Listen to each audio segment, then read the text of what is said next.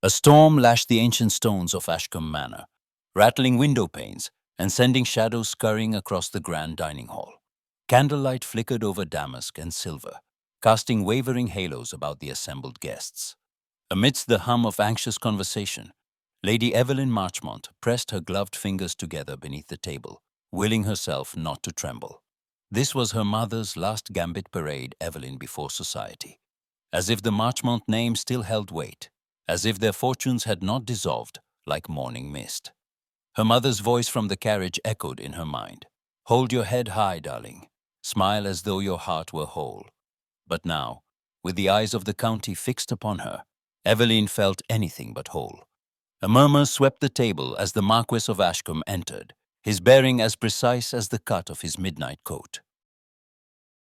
Lucian Ashcombe was a man whispered about in drawing rooms, his fortune as unassailable as his heart was rumored to be. He took his seat at the head of the table, his gaze sweeping over his guests, lingering, Evelyn fancied, a moment longer upon her.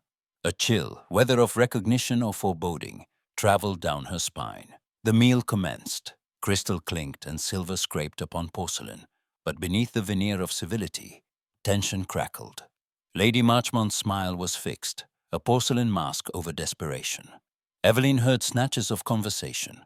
Her father's debts, their crumbling estate, the folly of fallen gentry attempting to reclaim lost ground. Each word was a pinprick, drawing invisible blood. "Lady Evelyn," drawled Lady Fenwick, a woman whose tongue was sharper than her diamonds. "How charming to see you again. I do hope you are enjoying your return to society." Evelyn's cheeks flamed. "Thank you, Lady Fenwick. It is a singular pleasure."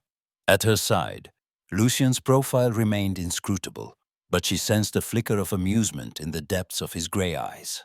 Around them, the others exchanged glances, some pitying, some predatory.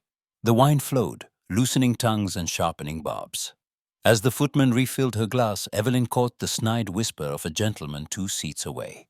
"A Marchmont at Ashcombe's table. How the mighty have fallen."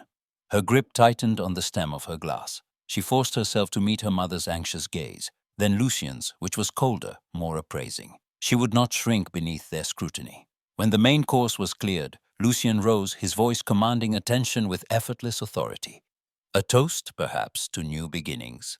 Glasses lifted, expectation shimmering in the air. Evelyn stood, her heart thundering in her chest. The room seemed to tilt, the candle flames blurring in her vision. She knew what was expected. Something gracious, something meek. Instead, the words that had scorched her tongue all evening broke free. "To your ruin," she said, her voice trembling but clear, ringing through the hush. A breathless silence fell. Lady Marchmont's hand fluttered to her throat. Lady Fenwick's smile froze, knife-sharp. The only movement was the storm's fury at the windows, and the slow, deliberate lift of Lucian's brow. He met Evelyn's gaze, his eyes dark with something unreadable curiosity, amusement, an answering challenge. He did not appear wounded. Instead, he looked as though she had finally given him something worth his attention. The tension in the room tightened, the air electric, as if all present had witnessed a gauntlet thrown. Somewhere, a fork clattered to the floor. Evelyn's breath caught. The whispers would grow, she knew. But for the first time all night, she felt alive. Lucian inclined his head, his lips curving in a smile that was not quite kind. "To my ruin, then," he murmured and drank. Eyes burned upon Evelyn as she sat, her pulse wild with fear and something else, something reckless and new. The battle lines had been drawn, but in the glint of Lucian's gaze, she saw the first flicker of fascination. Outside, thunder shattered the night. Inside, the game had begun. The aftermath of Evelyn's audacious toast rippled through the county like a stone cast into still water. By morning, her name was on every tongue from the drawing rooms of Bath to the parlours of lesser estates. In hushed tones and fluttered fans, the scandal was dissected and embroidered. Lady Evelyn Marchmont, ruined baronet's daughter, had dared a public slight to the Marquess of Ashcombe, and the great man had not so much as blinked. Some called her reckless, others whispered brilliant. But whether cast as villain or heroine, Evelyn was unforgettable. Her notoriety grew with every passing day. The stream of invitations her mother so desperately awaited dwindled to a trickle. Charity teas rescinded. Garden parties suddenly postponed. Names struck from guest lists with ruthless efficiency. Still, a few daring souls, titillated by the whiff of scandal, extended tentative hands. Among them, none was more unexpected or more persistent than Lucian Ashcombe himself. He sent no flowers, penned no verses, yet his presence seemed to fill every room she entered. At the lending library, she would feel the weight of his gaze from behind a shelf of poetry. At Sunday services, she found him 3 pews behind, his expression unreadable, as though he observed her not as a man might watch a woman, but as a chess master contemplates a worthy opponent. He did not seek to shield her from the censure of society. Indeed, his interest only seemed to sharpen the edge of gossip, but there was a thrill in knowing she had captured the attention of the one man no one dared provoke. Evelyn's mother, meanwhile, was at her wits' end. Each morning, she unfolded the post with trembling hands, hope and dread mingling in her faded eyes. Their funds were dwindling. The staff had been reduced to a skeleton crew, and the roof leaked in the north wing. Yet her mother's resolve was as brittle and unyielding as ever. "We must not surrender, Evelyn," she would say, smoothing Evelyn's hair as if she were a child again. "Your future, our future, depends on your prudence. Sir Reginald is a man of good sense and means. He could provide for you." Evelyn bit back her retort. Sir Reginald Trowbridge was a man of means, yes, but he was also a man whose conversation consisted of the merits of crop rotation and the virtues of tepid tea. His eyes never lingered on her face, but drifted to the clock or the window, as though counting the moments until duty released him. She would not bind her life to such emptiness, no matter how dire their circumstances. A week after the dinner at Ashcombe Manor, the Marchmonts received an invitation that could not be ignored: the annual charity ball at Lady Fenwick's estate. It was not mercy but spectacle that prompted Lady Fenwick's largesse. She hungered for drama, and Evelyn was certain she would be paraded like a curiosity. Still, it was a chance, a dangerous, glittering chance, to reclaim some measure of dignity. The night of the ball, Evelyn stood before her tarnished mirror, her heart thundering. Her gown, though last season's silk, had been carefully altered by her own hand, the hem restitched, and the bodice let out to accommodate the leaner lines of want. She pinned her hair with trembling fingers, recalling her mother's instructions. "You must shine, Evelyn. You must remind them who you are." The ballroom was a blaze of light and sound, the air thick with perfume and anticipation. Conversations dimmed as Eveline entered on her mother's arm, heads turning, eyes bright with expectation or malice. She kept her chin high, her gaze steady. If they wished for a spectacle, she would give them one. Sir Reginald materialized at her side, his bow tie askew and his brow already damp. "Lady Evelyn," he stammered, would you honor me with the first dance?" She hesitated, glancing toward her mother's pleading eyes. With a sigh, she nodded, letting herself be led onto the floor. The waltz was slow, ponderous, as Sir Reginald trod heavily on her toes. "You are looking very well," he ventured, after a long silence. "Thank you, Sir Reginald," she replied, her tone polite but distant. He cleared his throat. "My estate at Greendale is in fine repair this year. The barley remarkable yield." "I'm glad to hear it." The music seemed interminable. At last the waltz ended, and she curtsied, relieved to retreat to the edge of the room. She was about to seek her mother when a ripple of awareness swept through the crowd, a subtle shift, a collective intake of breath. Lucian Ashcombe was crossing the floor, his gaze fixed upon her. He stopped before her, bowing with a formality so precise it bordered on mockery. "Lady Evelyn," he said, his voice low, "will you dance?" 100 eyes watched, hungry for drama.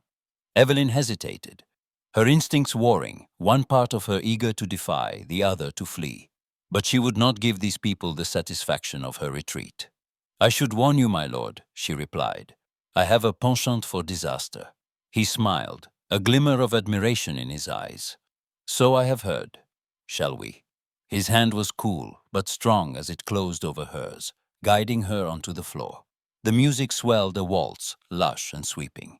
As they spun together, Evelyn was acutely aware of the heat of his body, the tension in his frame. You court notoriety with remarkable flair, Lucian murmured, his lips close to her ear. Is that not what you seek as well? She retorted, her chin lifting. To collect curiosities and scandals to amuse yourself. He studied her, his gaze searching. I seek only what is real, Lady Evelyn. And you, I think, are very real indeed. She met his eyes, anger and something hotter flaring between them. You presume much, my lord. I do, he agreed softly. And yet I find myself wanting to know whether your defiance is armor or invitation. She drew a sharp breath, unwilling to let him see how his words unsettled her. Perhaps you should attend to your own reputation, Lord Ashcombe. The company you keep may yet lead to your undoing. He laughed, low and genuine. Perhaps, but I have never feared ruin as much as boredom. The dance ended too soon. Lucian bowed, his eyes lingering on her face. Thank you, Lady Evelyn. For the dance and for the intrigue. She curtsied, her heart pounding, every nerve alive with the electricity of their encounter. He melted back into the crowd, leaving her breathless, unsettled. Sir Reginald found her soon after, his manner even more wooden. Your mother wishes to speak with you, he announced, as though issuing a summons rather than a request. She followed him to a quiet alcove where Lady Marchmont waited, her face drawn. Evelyn, you must not encourage Lord Ashcombe. His reputation, his fortune, he is not the match we need. Sir Reginald has made his intentions clear. Evelyn's patience snapped. Sir Reginald has made his intentions to my dowry clear. I will not marry a man I do not respect, Mamma, not even for you. Her mother's eyes filled with tears. Then what are we to do? We are on the brink, Evelyn. Your father's debts. I know, Evelyn whispered, anger melting into despair. But I cannot barter my heart for bread. Behind them, the strains of another waltz rose, the music swelling with longing and regret. Evelyn glanced through the doorway, catching sight of Lucian watching her from across the ballroom, his expression unreadable. She straightened her spine, resolve hardening within her. Whatever the cost, she would not surrender her will, not to her mother's desperation, nor to Lucian's dangerous fascination. The whispers in the ballroom grew louder, and the shadows in the corners lengthened, as if all of society leaned forward, breathless, to see what Evelyn Marchmont would do next. The night was far from over, and the real dance had only just begun. Mist clung to the rolling hills of Ashcombe Park as carriages wound their way along the gravel drive, wheels crunching beneath the towering beeches.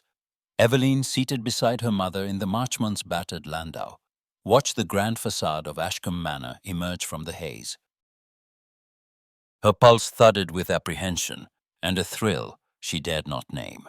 She knew she ought to refuse Lucian Ashcombe's invitation, a hunting party, of all things, in a world where her presence was both spectacle and scandal. But she could not bring herself to turn away. Inside, the great hall was alive with the laughter of gentlemen and the rustle of silk gowns. Lucian greeted his guests with practiced ease, his expression unreadable. When his eyes found Evelyn, something shifted, a flicker of warmth, quickly masked by a formal bow. Lady Evelyn, Lady Marchmont, welcome, he said, his tone even, yet his gaze lingered. I trust your journey was not too taxing. We are delighted to accept your hospitality, my lord, Lady Marchmont replied, her voice brittle with effort. Evelyn dipped her head, determined to show neither nerves nor gratitude. Your estate is most impressive, Lord Ashcombe. He smiled, just enough to make her heart stumble. I hope you will find some respite here. The morning was spent in a flurry of activity. The gentlemen assembled for the hunt, dogs barking and horses stamping in the crisp air. Evelyn, unskilled in field sports, joined the ladies for a stroll through the gardens, their conversation a careful dance of compliments and barbed remarks. She felt their glances like nettles on her skin. She was the interloper, the ruined baronet's daughter, tolerated for the sake of spectacle, or perhaps for Lucian's amusement. At luncheon, Lucian's seat beside Lady Arabella Wyndham was no accident. Arabella, with her golden curls and easy laugh, seemed born to the role of future Marchioness. Her familiarity with Lucian, her hand resting lightly on his sleeve, her laughter at his rare jokes drew the attention of every guest, including Evelyn's. A pang twisted in Evelyn's chest, unwelcome and sharp. Still, Lucian's attention wandered. His eyes found Evelyn across the table, as if by instinct. When the meal ended, he rose and addressed her directly, his tone carrying a note of challenge. "Lady Evelyn, would you care to see the wildflower meadow? The view is best in the afternoon sun." Arabella's gaze flickered, but Lucian did not falter. Evelyn hesitated only a moment, aware of the speculative silence that fell. "I should like that very much," she replied, voice steady. They set off alone, the path winding away from the laughter and the eyes of the others. For a time, neither spoke. The hush of the meadow, broken only by birdsong and the distant barking of hounds, settled around them. Evelyn drew a deep breath, savoring the brief illusion of peace. At last, Lucian broke the silence. "I imagine you do not often escape such company." Evelyn's lips quirked, wry. "Rarely. I find society's amusements rather pointed." He gave a low laugh. "You have a talent for understatement. You seem impervious to their judgment." She stopped, turning to face him. "No one is impervious, my lord. Some of us simply learn to weather the storm." Lucian regarded her, his expression softer than she had ever seen it. "You remind me of myself in a way. The world expects a certain performance strength, composure, control. But it is a mask. Underneath, there is weight." She met his eyes, startled by the vulnerability in his tone. "What weighs upon you, Lucian?"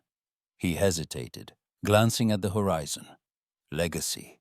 Duty. I was not born to the title, but I inherited it after my brother's death. Every decision I make is shadowed by the past, and by what is expected of me." He paused, voice taut. "Sometimes I wonder if I am living my own life at all." Evelyn's breath caught. "I understand more than you think. My family's debts, my mother's hopes, they press in on me every hour. I fear being trapped, bound to a future I did not choose. I fear disappearing." Lucian's eyes searched her face. "I see you, Evelyn.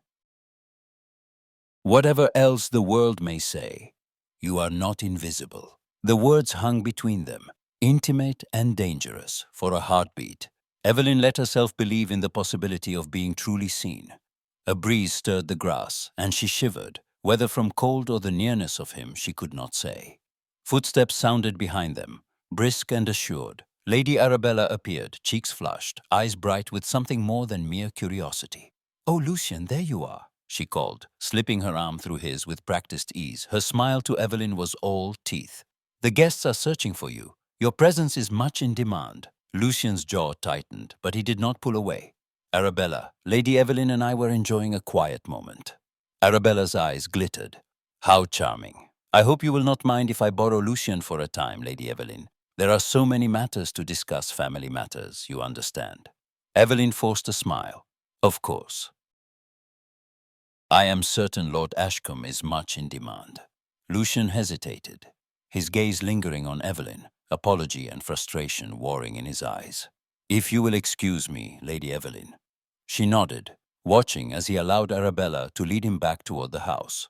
The distance between them felt suddenly vast, filled with the weight of unspoken words and impossible expectations. Evelyn lingered in the meadow, the earlier warmth of their conversation replaced by a chill she could not shake. She was no fool.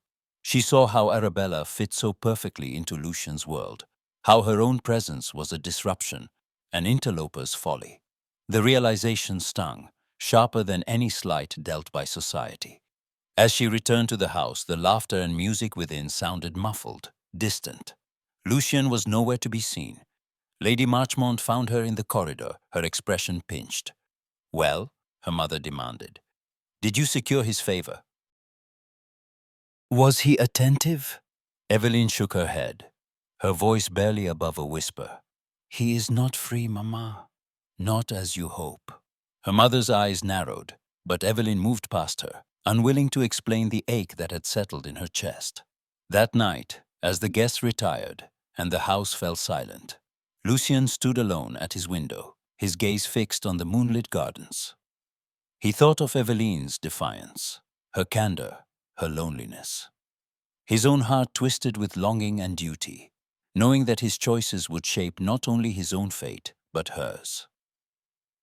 Eveline, in her narrow guest chamber, stared at the darkness, willing herself not to care. Yet in the quiet, her heart whispered of the moment in the meadow, of the man she had glimpsed behind the marquess's mask. Morning would bring fresh expectations and sharper disappointments. But tonight, both Lucien and Eveline lay awake, haunted by burdens neither could fully escape, and longing for a freedom neither dared name. The rain had returned to the countryside with a relentless persistence, drumming against the windows of Marchmont House and turning the lanes of the village into rivers of mud. Inside, the air was heavy with the chill of damp stone and the weight of unspoken fears. Evelyn stood at her window, watching rivulets of water trace crooked paths down the glass. It seemed to her that the world had narrowed to this, a dreary landscape, a faltering fire, and the endless, suffocating murmur of rumor. Whispers swirled through drawing rooms and coffee houses alike, their venom growing with every retelling. Lady Evelyn Marchmont, they said, was a fortune hunter. Her father's debts were bottomless. Her mother all but auctioned her to the highest bidder. Worse still, tongues wagged of her designs on the Marquess of Ashcombe, of clandestine meetings and brazen ambitions. It was as if the countryside had taken her measure and found her lacking, then fashioned that lack into a story to be savored over tea. Evelyn's mother seemed to shrink with every passing day. Her movements jittery, her words sharp and anxious. She clutched at Evelyn's hand with a desperation that left bruises. "You must not appear ungrateful, Evelyn," she whispered one morning, her voice trembling. "You must not give them any cause to speak further. We are on the brink. If you do not make a good match, I do not know what will become of us." Evelyn turned away, jaw set. "And what becomes of me?" Her mother's eyes filled with tears. "You are all I have left. I only want you safe." But Evelyn heard the truth beneath her mother's plea. Safe meant married, meant sold to the highest bidder. It did not matter if that bidder was kind, or if her heart would wither in his keeping. The rumors reached Ashcombe Manor soon enough, winding their way through the corridors until even the servants exchanged knowing glances. Lucien's mother, the Dowager Marchioness, summoned him to her private sitting room. The air there always seemed colder, the tapestries heavy with the weight of generations. She regarded him from her wing-back chair, eyes sharp as a hawk's. "You are being foolish, Lucien." He did not bother with pretense. "Am I?" She lifted a single brow. "The Marchmont girl is unsuitable. Her family's debts are legendary. Her mother is desperate, and she is reckless, immodest. She would drag you into scandal, and for what? A moment's intrigue?" He met her gaze without flinching. "I find her neither reckless nor immodest. She is honest. She has spirit." The dowager's lips thinned. "Spirit is the last thing you need. You are a marquess, Lucien. Your duty is to this family, to the estate, to the title. There are girls of good breeding, of fortune Arabella, for instance. Do not throw away your future for a girl who will ruin you." He stood, the chair scraping against the rug. "Perhaps I do not care for a future laid out by others." "Then you are a fool," she said, her voice icy. "And you will regret it." He left her there, the echo of her words following him through the halls. Yet, when he found Arabella in the morning room, arranging roses with practiced elegance, he felt only a sense of constraint, a gilded cage closing in around him. Arabella glanced up, her smile perfectly composed. "Your mother is anxious, Lucien. It is only natural. She wants what is best for you and for Ashcombe." He looked at her, seeing the calculation behind her sweetness. "And you, Arabella? Is it your concern for me or for Ashcombe that brings you here so often?" Her eyes widened, just a fraction. "Why must it be one or the other? We have known each other all our lives." "Surely you must see." He cut her off gently. "I see that you have always known how to get what you want." Arabella's mask did not slip, but a flush rose to her cheeks. You may do as you like, Lucian, but you will find the world less forgiving than you imagine. He left her with her roses and her ambitions, his mind troubled, his heart restless. For Evelyn, the days grew heavier. She ventured into the village, ignoring the sidelong glances, the muttered remarks. Even the vicar's wife, once a friend to the Marchmonts, seemed eager to end their conversation, her smile brittle. Evelyn retreated to the lanes and fields, seeking solace in the emptiness of the countryside. It was there, on the edge of the wild wood, that Sir Reginald found her. He approached on horseback, dismounting with an awkward flourish. His boots were muddied, his coat creased, but his expression was resolute. "Lady Evelyn," he began, "might I have a word?" She regarded him warily, but nodded. "Of course, Sir Reginald." He cleared his throat, looking everywhere but at her. "I am aware that circumstances have been unkind. I wish to offer you my hand in marriage. It would be a secure arrangement. My estate is modest, but comfortable. You and your mother would want for nothing." Evelyn stared at him, her heart sinking. "You are kind, Sir Reginald, but is that all this would be, an arrangement?" He shifted, discomfort plain. "I cannot claim to offer romance, but I can offer respectability, safety." She looked away, fighting the urge to weep or laugh. "And love, do you not believe in it?" He hesitated. "Love is a luxury, Lady Evelyn, one that few can afford." Her mother's words echoed in her mind: safety, security, duty. She was so tired of duty. "Thank you for your offer," she said softly. "May I have time to consider?" "Of course," he replied, relief and hope mingling in his eyes. "Of course, Lady Evelyn." He bowed and rode away, leaving her alone in the rain-drenched field. Her gown clung to her legs, sodden and cold, but she did not move. She was as trapped as any bird in a snare. When she returned home, her mother was waiting. The look on her face, hope and terror twisted together, made Evelyn's decision feel like a verdict.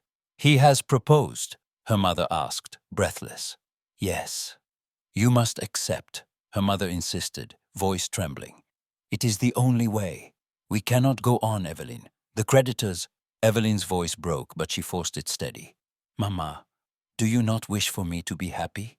Her mother's face crumpled. "I wish for you to survive." That night, Evelyn lay awake, staring at the cracked ceiling. She longed for someone to see her, not as a burden, not as a means to an end, but as herself. She thought of Lucian's eyes in the meadow, the way his voice had softened when he spoke of burdens. She thought of his family, his world, a world that had no room for her. Days passed, each one heavier than the last. Sir Reginald's letter arrived, formal and hopeful. Her mother watched her with pleading eyes. The rumors only grew. It was said she had thrown herself at the marquess, that she had been caught alone with him, that her desperation knew no bounds. Each new lie was another stone in the wall between her and the future she wanted. At Ashcombe, Lucian could bear it no longer. He rode out one evening, the sky ablaze with the last light of sunset, and found Evelyn walking the edge of the woods, her figure outlined in gold. He dismounted, striding to her side. "Evelyn." She turned, her expression guarded. "My lord." He searched her face, pained by what he saw. "I had to see you. These rumors, they are poison. You must know I do not believe a word." She looked away, arms crossed tight. "It does not matter what you believe. The world has decided who I am. I'm tired, Lucian. I'm so tired of fighting." He reached for her hand, but she pulled away. "You must not," she whispered. "Your family, your mother, Arabella. I am nothing to them. I am nothing to you, but a complication." "That is not true," he said fiercely. "You are everything I—" She shook her head, tears shining in her eyes. "Do not say it, please. I cannot bear to hope." He stepped closer, desperate. "You are not unworthy. You are the bravest person I know." She let out a bitter laugh. "Bravery is not enough, not for this world. My mother wants me to marry Sir Reginald. He will offer me a safe prison. You cannot offer me anything but scandal and heartbreak." He flinched, wounded. "Do you truly believe that is all I am?" She met his gaze, her own breaking. "I believe you are a good man, But goodness is not enough. Not when the world is set against us. He let his hand fall, defeated. Evelyn. She turned away, her shoulders shaking. Go, Lucian, please.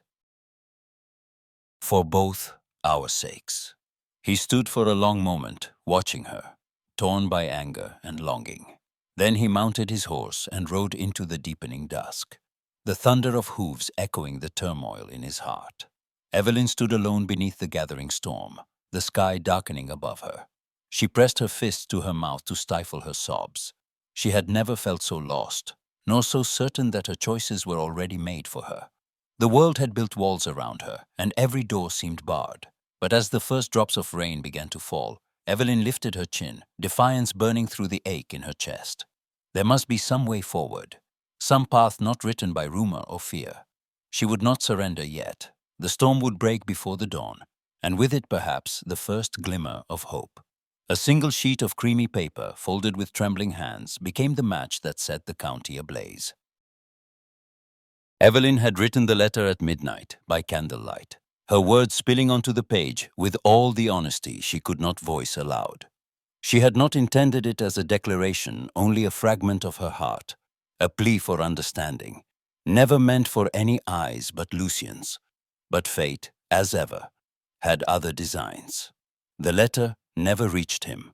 Somewhere between the Marchmont's modest hall and Ashcombe Manor, it vanished. By morning, the damage was done. A housemaid, eager for coin or favor, slipped the letter into the hands of Lady Arabella Wyndham. Within hours, the contents twisted, misrepresented, were the talk of every drawing-room from Bath to the village. Did you hear? Lady Evelyn, writing secret missives to Lord Ashcombe proposing an elopement, no less. They say she confessed her undying love. Shameless, especially for a girl in her circumstances. I always suspected there was more between them than met the eye. The gossip swelled, monstrous and merciless, drowning out all other conversation. Invitations vanished as if by magic. Even the most charitable matrons turned their faces away from Evelyn in the street. Lady Marchmont wept, wringing her hands until they were raw. "How could you, Evelyn? How could you be so reckless?" she cried, her voice a wail of grief and accusation. "We are ruined, utterly ruined." Evelyn stood in the faded parlor, fists clenched, her shame burning hotter than any fire. "I never wrote what they claim. I never." Her mother sobbed. "It does not matter what you did or did not write. It is what they believe." Outside, the world pressed in, the weight of its condemnation smothering any thought of hope. Evelyn could not eat, could barely sleep. She haunted the shadowed halls, flinching at every knock, every whispered conversation. She could not even turn to Lucian. How could she, when it was her letter, her mistake, that had set the storm upon them both? At Ashcombe Manor, the scandal struck like a thunderbolt. Lucian read the twisted account in a note slipped to him by his valet. His jaw tightened as he scanned the words, a parody of Evelyn's voice, her private thoughts reduced to fodder for vultures. He crushed the letter in his fist and strode through the halls, his anger simmering beneath the veneer of noble composure. His mother confronted him in the gallery, her face a mask of righteous indignation. "This cannot be borne, Lucian. The Marchmont girl has gone too far. She has embarrassed herself and you. You must distance yourself at once." He fixed her with a look as cold as the marble busts lining the walls. "I will do nothing of the sort. She has dragged your name through the mud. She is the victim here. You know nothing of her heart, nor of mine." The dowager's lips compressed, but Lucian did not wait for her reply. He had made his decision.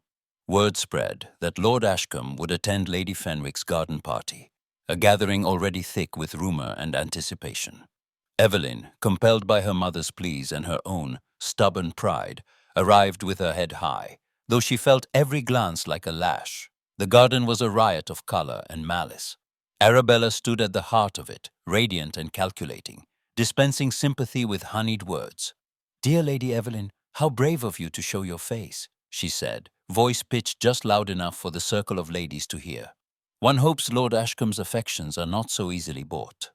Evelyn's cheeks flamed, but she forced a smile. "And one hopes friendship cannot be so easily betrayed." A murmur ran through the crowd. Before Arabella could retort, Lucian entered the garden, every line of his bearing radiating determination. He strode to Evelyn's side, ignoring the sudden hush. "Lady Evelyn," he said, voice ringing clear, "may I have the honor of escorting you?" Arabella's eyes narrowed. "Surely, Lucian, you do not mean to reward such forwardness." He turned, his gaze icy. "I mean to defend a lady's honor when it is unjustly attacked. The rumors circulating are false. Lady Evelyn's character is beyond reproach, and I will not see her maligned by idle tongues." A stunned silence fell. Lady Fenwick fanned herself furiously, eyes darting between Lucian and Evelyn. The assembly shifted, uncertainty flickering through their ranks. Evelyn's heart pounded.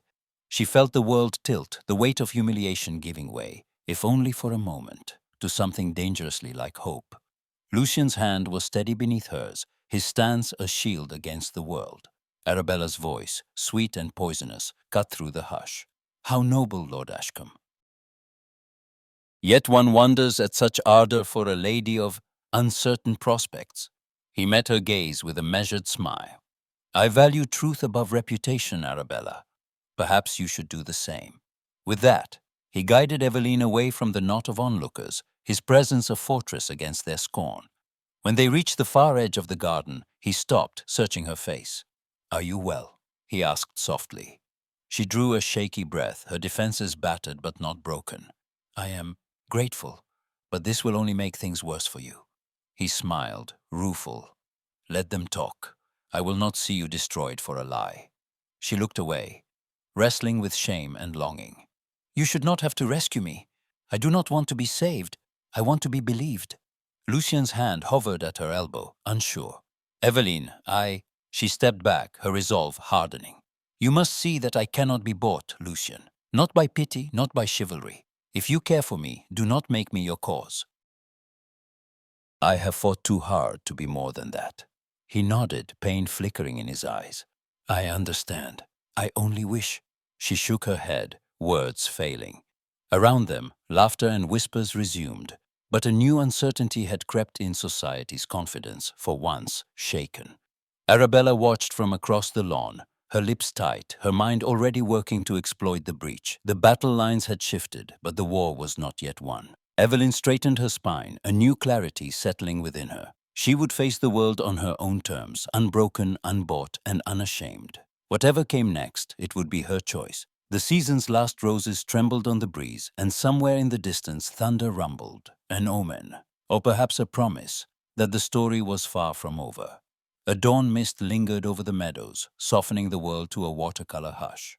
In that gentle light, the rules of society seemed far away, almost breakable. Evelyn stood in the Marchmont garden, hands buried in the dew-laden lavender, when she heard the crunch of carriage wheels on gravel. She did not turn, not until the footsteps measured, assured came to rest behind her. "Lady Evelyn," Lucian said, his voice warm against the cool air. She faced him, heart thudding. He wore no mask of indifference now, his eyes held only purpose. "Lord Ashcombe," she replied, a tremor in her voice despite herself. "You are early. I could not wait for the world to wake and tell me what I ought to do," he said softly. "I have grown tired of the world's dictates." She searched his face, half afraid this was another dream to be snatched away. "And what is it you wish to do?" He offered his arm. "May I walk with you?" Wordlessly, she placed her hand upon his sleeve, and together they wandered the tangled paths behind the house. The garden was unkempt, wild with neglect, but Lucian did not seem to notice. Or if he did, he cherished it for its very imperfection. "Every day, I am told who I must be," he said at length. "A marquess, a guardian of legacy, a man above scandal. Yet when I am with you, I remember who I am, beneath all that, what I might have been had I been born free." Evelyn's fingers tightened on his arm. "You are free, Lucian. Freer than you think. I have envied your power, but I see now it is its own kind of prison." He stopped beneath a yew, shadows dappling his face. "I envy you your honesty, your courage." She laughed, the sound brittle. "Courage. It is only desperation, I think. There is nothing left to lose, except my heart, and that, I fear, is already forfeit. His breath caught, and for a moment, the world shrank to the space between them. From that morning, Lucien became a constant, dazzling presence in her life. He called at Marchmont House in the full light of day, indifferent to gossip or the dowager's icy disapproval. He invited Eveline to stroll the lanes, to visit the river bank, to join him at musicales and readings, always with the propriety of a gentleman, but with a warmth that could not be misread. The county was scandalized. Invitations continued to dwindle, yet Eveline found she could not mourn them. In those days, she allowed herself for the first time to hope. They spoke of all things, of books and music and dreams. Eveline confessed her love for the poets, Keats, Byron, Wordsworth. She described how on stormy nights she would steal into her father's old study and read aloud to the empty room, letting the words fill the silence. Lucien listened with a hunger that made her ache. "I used to play the pianoforte," she told him once as they lingered beside the overgrown roses. "I miss it. We sold the instrument last winter when things were most dire." His gaze softened. "You must come to Ashcombe. We have a fine piano, though it has not known such longing, I think." She smiled shyly. "I could not." "You must," he insisted. "The house is too silent. Perhaps you will fill it with music." So she did. On a golden afternoon, she visited Ashcombe Manor, ignoring the stares of the servants and the disapproval radiating from the dowager. Lucien led her to the music room, a chamber lined with books and bathed in light. Eveline let her fingers drift across the keys, uncertain at first, but soon coaxing from the instrument a melody full of yearning and hope. Lucien stood beside her, silent and awestruck, until at last he spoke. "I have never heard anything so beautiful." Eveline's cheeks flushed. "It is only a simple piece. It is the heart behind it that moves me," he said, voice low. Their confidences deepened with every meeting. Lucien spoke of his childhood, of a brother lost to fever, of the loneliness of inherited duty, of his longing to escape to distant lands where no one knew his name. "I used to dream of running away," he confessed, one evening as they walked beneath the stars, "of sailing to Italy or Greece. I would have given up everything for a chance to be ordinary." She looked up at him, her own fears reflected in his gaze. "Do you regret the life you have?" He hesitated. "I regret its expectations, but not the moments I spend with you." They fell silent, the world suspended around them. Yet even in happiness, shadows lingered at the edges. Eveline's mother watched their growing intimacy with an uneasy hope. "You must be careful," she cautioned. "The world will not forgive you if he tires of you. And if he does not, you will become the cause of his downfall." Eveline knew it was true. Every smile, every shared secret, brought Lucien closer to scandal. The county's whispers grew sharper. The dowager's warnings turned to open threats: inheritance, exile, the full weight of family disapproval poised to fall. Sir Reginald, wounded and bitter, became a spectre at the edge of every gathering. One afternoon, he called at Marchmont House, his face grave. "Lady Eveline, I would speak with you." She met him in the parlour, her posture rigid. "What is it you wish to say, Sir Reginald?" He looked at her, eyes narrowed. "You have made your choice plain. But I must warn you, your father's creditors grow impatient. I have it within my power to bring the full extent of his debts to light. If I do, your family will be finished. No house, no reputation, nothing." She stared at him, fury and fear warring within her. "Is that a threat?" He shrugged, a bitter twist to his mouth. "It is a fact. I have been patient, foolishly so, perhaps. You could have had security, a future. Instead, you chase ruin for a fantasy." She stood, her voice trembling but strong. "I will not be blackmailed into a loveless marriage." He rose as well, his expression unreadable. "Then you will reap what you have sown." "I will not be made a fool in front of the world." When he had gone, Eveline collapsed into a chair, her hands shaking. The walls seemed to close in. Her mother, learning of the exchange, wept openly. "We are lost, Eveline. If he exposes us—" "Let him," Eveline said, though her voice was hollow. "I would rather be penniless and free than bought and caged." But fear gnawed at her. That night, she sat by candlelight, pen poised above paper, longing to confide in Lucien. She wanted to tell him everything, her terror, her hope, her love. But she stopped, remembering the pain of her last letter, how words once loosed could be twisted into weapons. She resolved instead to face what was coming with open eyes. She would not allow her happiness to destroy Lucien's future. If she must walk away, she would do so with dignity intact. Lucien, sensing her withdrawal, sought her out in the orchard the next day. The sun was fierce, the air heavy with the scent of ripening fruit. "Eveline, what troubles you?" he asked, voice soft but urgent. She looked at him, her heart in her throat. "I'm afraid, Lucien. Not for myself, but for you. If we continue, if you defy your family, society, you may lose everything." He took her hands in his, heedless of who might see. "Everything that matters to me is here," he said simply. "You are not a burden, Eveline. You are my choice." She closed her eyes, tears slipping down her cheeks. "But I am not free to choose, not truly. My father's debts, my mother's sorrow, Sir Reginald's threats, they are chains I cannot break." He lifted her chin, forcing her to meet his gaze. "Then let us break them together. I will not lose you to fear or pride." She wanted to believe him, wanted to fall into the promise of his embrace, but reality pressed close, cold and unyielding. "I do not know if love is enough," she whispered. He kissed her hand, lingering. "It must be. For I have nothing else left to give." They parted, the orchard thick with unsaid words, the future uncertain as the gathering dusk. In the days that followed, Eveline felt as if she stood at the edge of a precipice, the world waiting for her to fall.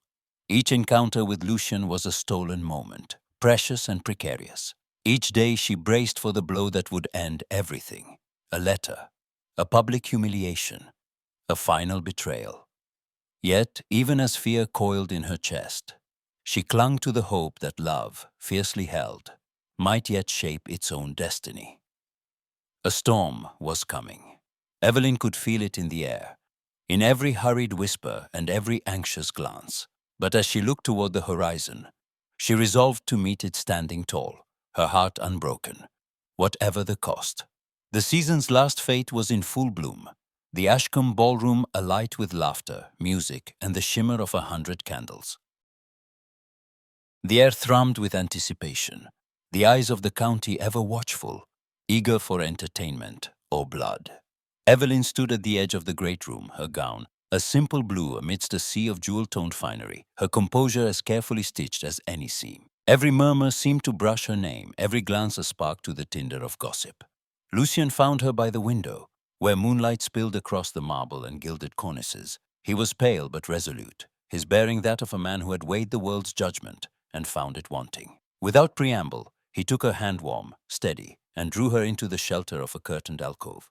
"Eveline," he began, his voice rough with urgency, "I cannot go on like this. I will not stand by while you bear the brunt of every whisper and slight. Marry me. Let me shield you from all of this. Give us both a new beginning." Her heart leapt, wild and terrified. "Lucien, you do not know what you ask. If you marry me, you risk everything, your family, your name, your fortune. I cannot be the cause of your ruin." He shook his head, brushing a thumb across her knuckles. "You are not a ruin. You are my salvation. I have never known peace until you." She blinked back tears, torn between longing and dread. "Your mother will never forgive me. The world will not forgive us." "I care nothing for their forgiveness," he said fiercely. "Only for yours, only for your happiness." Before she could answer, Lady Marchmont appeared, breathless with hope and fear. She seized Eveline's hand, her voice trembling. "My darling, do not hesitate. This is your chance, our chance. You must accept." Eveline turned away, her voice taut. "Mamma, please." "You must," her mother pressed, eyes desperate. "Think of all we have endured. He loves you. He can protect you." Lucien's hand tightened in silent support. But Eveline could not silence the voice within her. If she accepted, would she not always wonder if she had dragged him down, if her love was a chain around his neck? The music shifted, the waltz giving way to a hush as Arabella swept forward, her beauty sharp as a blade. She paused before them, her smile cold, and raised her voice to carry through the gathering. "How touching," Arabella said, her gaze fixed on Evelyn. "Though it must be said, some of us are not so easily deceived. I wonder, Lady Evelyn, what it is like to ensnare a marquess, to trade reputation for wealth, affection for ambition." A gasp rippled through the guests. Lady Fenwick's fan stilled mid-flutter. Evelyn felt the world tip, humiliation burning her cheeks. Lucian stepped forward, his voice cutting through the silence. "That is enough, Arabella." Arabella's eyes narrowed, refusing to retreat. "You do not see, Lucian. She has played you from the start. Her family's disgrace, her tears, they are a snare for your title." He faced her, every inch the marquess, but his words were for all to hear. "You are mistaken. If anyone here is a prisoner of ambition, it is not Evelyn Marchmont. She has shown more courage and integrity than any person in this room. I choose her freely and without regret." A stunned silence followed. Arabella's lips trembled, her victory slipping through her fingers. Guests exchanged shocked glances. Some turned away, unwilling to witness the spectacle. Lady Marchmont sobbed softly, hope and fear warring in her gaze.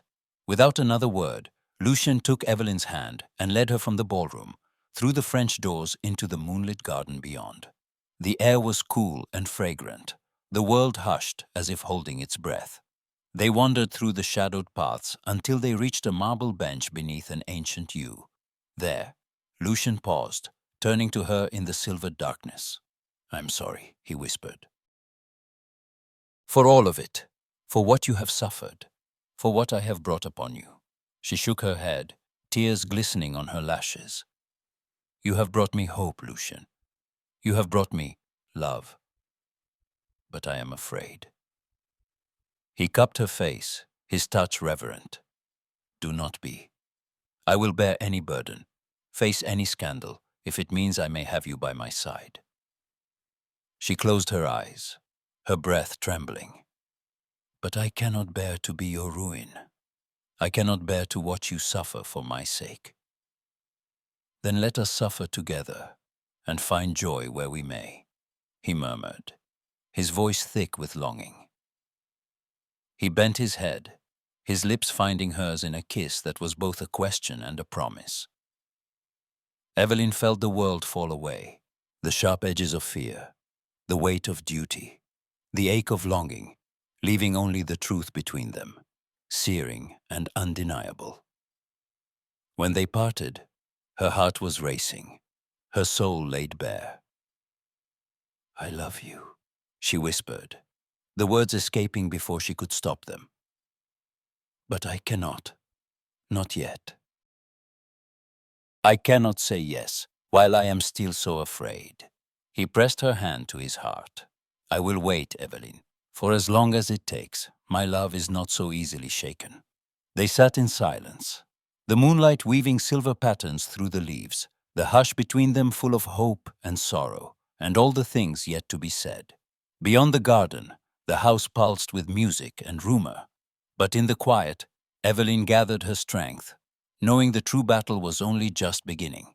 Storm clouds brooded over Ashcombe and Marchmont alike, as if the heavens themselves had taken sides. The first blows of open war between the families struck with shattering clarity. The Dowager Marchioness's edict arrived at breakfast, delivered with icy precision by a footman.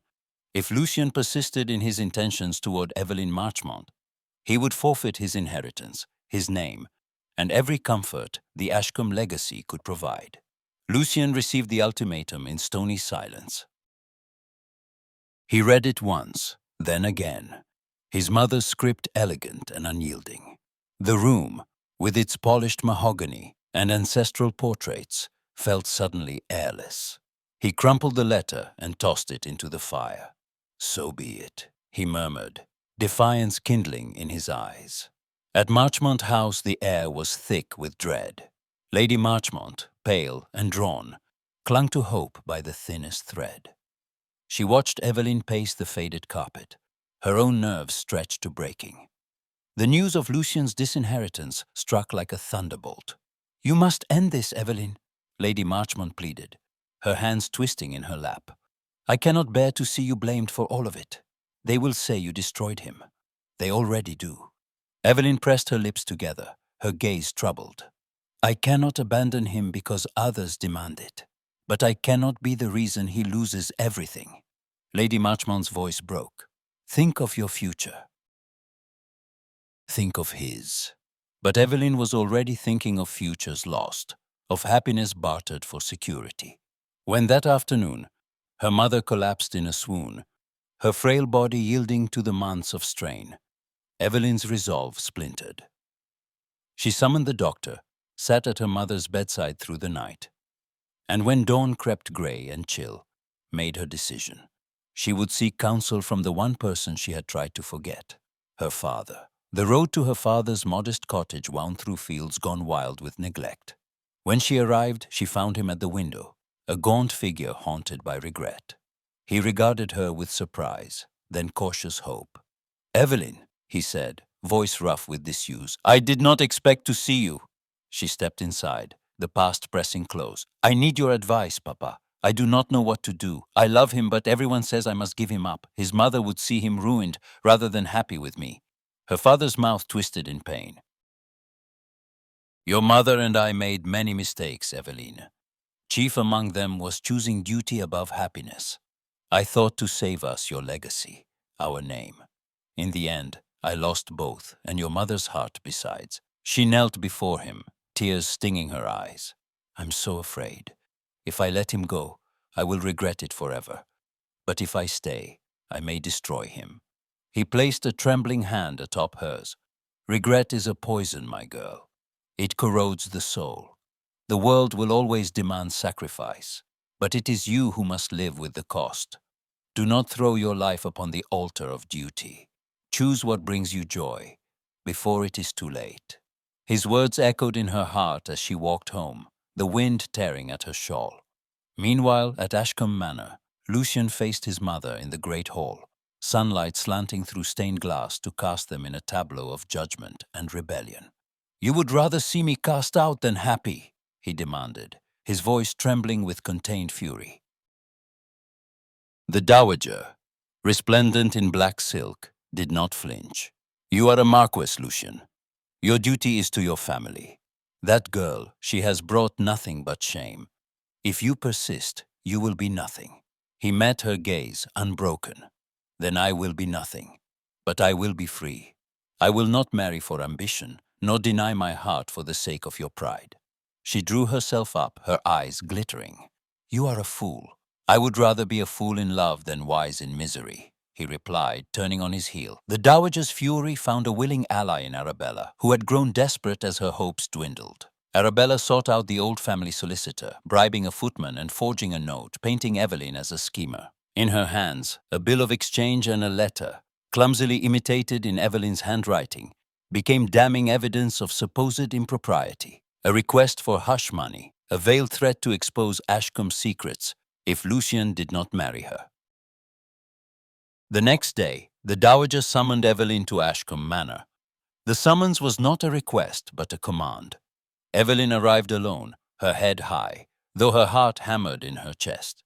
She was ushered into the dowager's private sitting room, where heavy drapes shut out the sun and the air smelled of lavender and steel. The dowager sat behind a great escritoire, the forged letter and bill of exchange arranged like weapons before her. She regarded Evelyn as one might an insect caught beneath a glass. "Lady Evelyn," she intoned, "I have evidence, I say, of your intentions. It is clear to me now that you seek only to enrich yourself, that you would stoop to blackmail and disgrace for the sake of my son, and to preserve what little dignity remains to your family. I am prepared to make you an offer." She opened a velvet box, revealing a necklace of pearls and a bank draft, an unspoken bribe. "Take this," she said coldly. "Leave Lucian, disappear. You can salvage your reputation, and he can rebuild his future.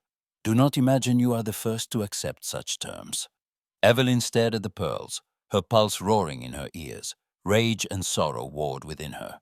She met the dowager's gaze, her voice steady. "You are mistaken, madam. I do not want your money, nor your trinkets. I have never asked for anything but the right to choose my own happiness." I will not be bought. I will not be shamed into silence." The dowager's lips curled. "You would rather see him ruined. I would rather see him free. And I would rather be poor and honest than rich and despised by myself." "Then you are a fool." "Perhaps," Evelyn replied, rising to her feet. "But I am a fool with dignity, and I will not surrender that for all the pearls in England." She swept from the room, the dowager's offer untouched upon the desk. Outside, the sky threatened rain, but Evelyn felt lighter than she had in weeks. She would not be cowed, not by fortune, nor by fear. Unbeknownst to her, Lucien was waiting in the shadows of the corridor, having heard enough to know the truth. His resolve, already burning, flared into certainty. The battle lines were drawn, and the final reckoning approached. Evelyn's heart ached with uncertainty, but her steps rang with conviction. The war for love and freedom was not yet lost, and the next move would be hers. Candles blazed from 1,000 sconces, their golden light glimmering on glass and silk, as the grand ballroom of Lady Fenwick's estate played host to the last and most anticipated gathering of the season. It was a night of reckoning, a place where secrets and ambition would dance as surely as any waltzing pair. Every corner was thick with speculation about Lucien Ashcombe, about Evelyn Marchmont, about the rumors that clung to them like smoke.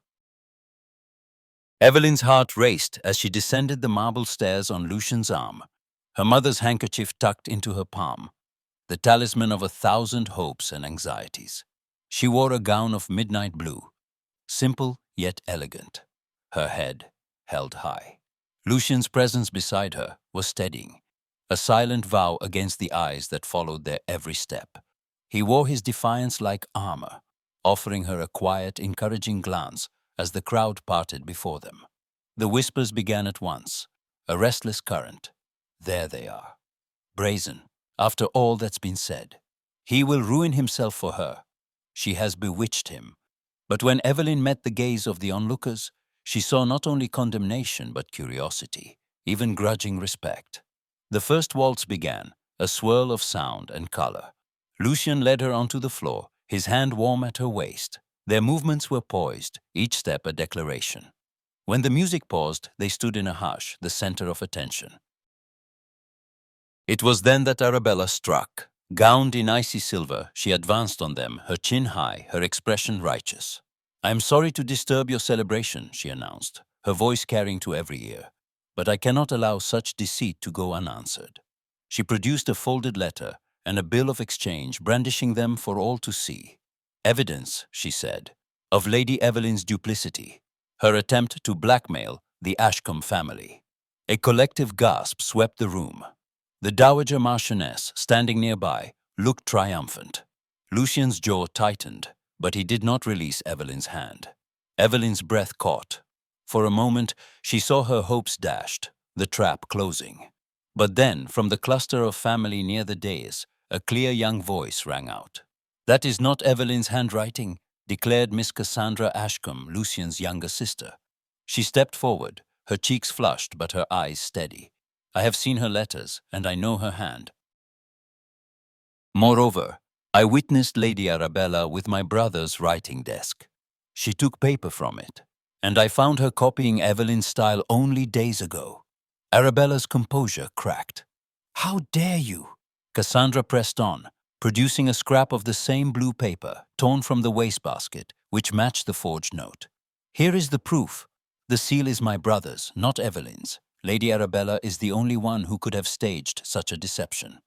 Murmurs broke into a roar. Lady Fenwick's eyes narrowed, and a few influential matrons began to edge away from Arabella, their loyalty shifting with the wind. Lucien's voice was calm but deadly. "You would ruin an innocent woman to satisfy your pride. Leave this house, Arabella. You are not welcome."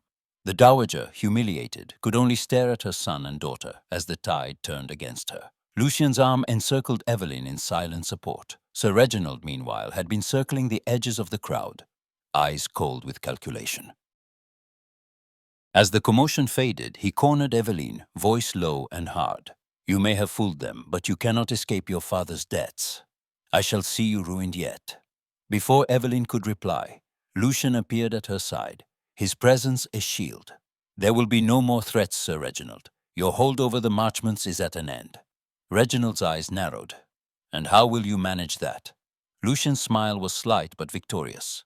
"The debts are settled, quietly and in full. You have no power here." Reginald faltered, his authority crumbling, and slunk away. Evelyn stared at Lucian, her eyes wide. "You did this for me?" He nodded.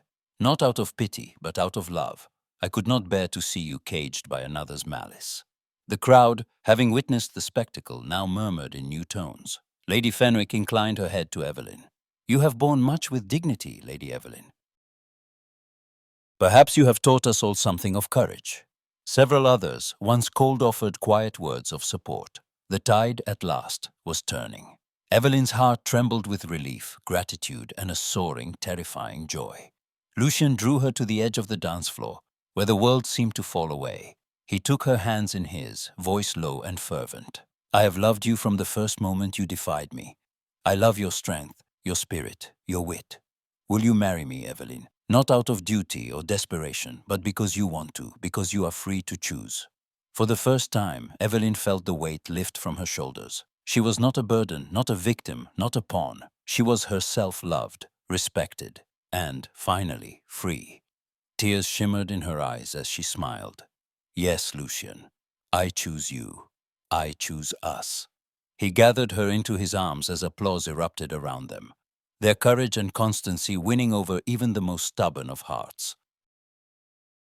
The music resumed, swelling with hope. But as they moved together, Evelyn knew that the future, though bright, would hold its own challenges.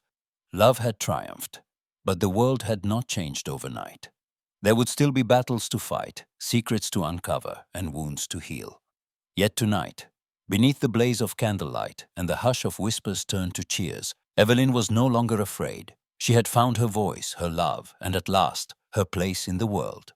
And somewhere, in the shadows at the edge of the ballroom, a new intrigue was already taking root, one that would test the strength of every vow they had made. Rain threatened the morning of the wedding, a silvery veil cast over the countryside, but it could not dampen the quiet anticipation that filled Marchmont House. The guests who arrived did so not out of obligation or curiosity, but out of genuine affection and respect for the couple who had weathered every storm.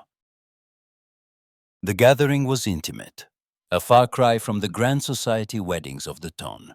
There were no strings of pearls or fountains of champagne, only the scent of fresh flowers, the warmth of loyal friends, and the soft hush of hope.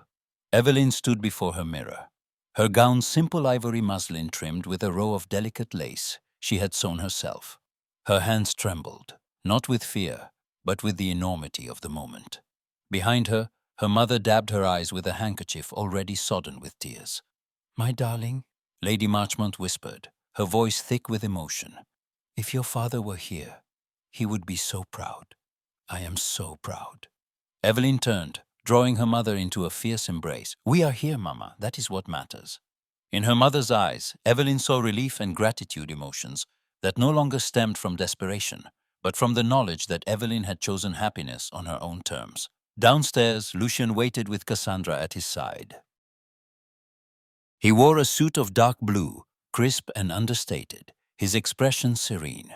Cassandra fussed over his cravat, her own cheeks flushed with excitement. "She's nervous, you know," she teased. "You must promise to take care of her." Lucian smiled, his reserve softened by happiness. "I promise, Cass, with all my heart." The ceremony took place in the small parish church on the edge of the village. The pews were filled with faces that had witnessed the couple's trials. Lady Fenwick, no longer the ringmaster of gossip, but a dignified friend. The vicar, whose gentle sermons had been a comfort in dark times, and the housekeeper from Ashcombe, who had watched Lucian grow from boy to man. Arabella was absent, having withdrawn to her family's estate in silent disgrace. The Dowager Marchioness arrived late, her carriage sweeping through the village square in a cloud of pride and uncertainty. She entered the church with her head high, her black silk gown a stark contrast to the soft pastels worn by the other ladies. But when she passed Evelyn, she paused, offering a hand that trembled ever so slightly. "I wish you happiness, Lady Evelyn," she said. her voice formal but not unkind, for Lucian's sake, and perhaps, in time, for my own.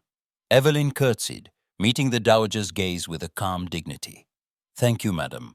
I hope we will find a way forward."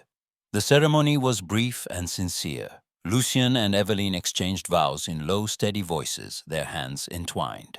When the vicar pronounced them husband and wife, the church seemed to exhale, a collective breath held too long, finally released. Outside, the rain lifted, leaving the churchyard bathed in pearly light. Cassandra led the cheers, tossing petals over the newlyweds as they stepped into the world together. Lady Marchmont wept openly, her tears now mingled with laughter. A modest celebration followed at Ashcombe Manor. The great hall, stripped of its former severity, was alive with music and the scent of roses. There were toasts, heartfelt and free of artifice. Lady Fenwick, raising her glass, declared, "To battles fought and won, and to those yet to come." Laughter rippled through the gathering, but there was no bitterness in it, only relief, and a new sense of kinship. As dusk fell, the guests departed, leaving the couple alone in the quiet hush of their new life. The manor, once a fortress of pride and solitude, felt transformed. In the drawing room, Evelyn and Lucian stood before a crackling fire, the shadows of the past flickering and fading on the walls. Lucian knelt before her, not as a man defeated, but as one utterly surrendered to love. He took her hands in his eyes searching hers. "I once believed love was a weakness," he said quietly, "something to be feared or guarded against. But you have shown me it is our greatest strength." "I am yours, Evelyn, forever." She drew him to his feet, her smile radiant. "And I am yours, not as a prize, but as your partner, your equal. Let us begin, as we mean to go on, with honesty, with trust, with hope." He poured 2 glasses of wine, handing one to her. The firelight danced in their eyes as she lifted her glass. "To our future," Evelyn said, her voice ringing clear. "To freedom, to forgiveness, and to love hard won, but ours." Lucian touched his glass to hers, his smile gentle. "To us." They drank, the moment as sacred as any vow, and the past, its hurts, its losses, its shadows, was at last laid to rest. Outside, the night deepened, peaceful and untroubled. For the first time, Evelyn felt not only chosen, but truly home. And as Lucian drew her close and they watched the fire together, she knew that their story, though changed, was far from over. It was only just beginning.